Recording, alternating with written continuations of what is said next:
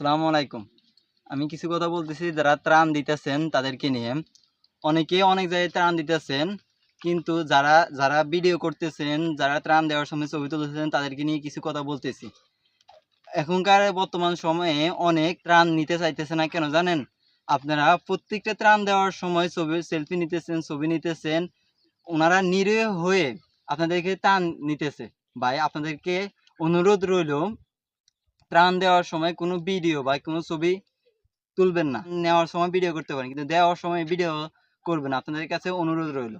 মানুষ এতটা নিকৃষ্ট আমাদের বেসমেন্ট কিছুদিন আগে ফেনীতে গেছিল ত্রাণ দেওয়ার জন্য।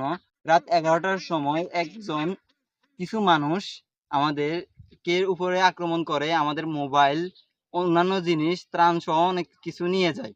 তাদেরকে বলতে চাইতেছি এই দুর্যোগের সময় আপনারা যদি এরকম করেন তাহলে যারা সহযোগিতা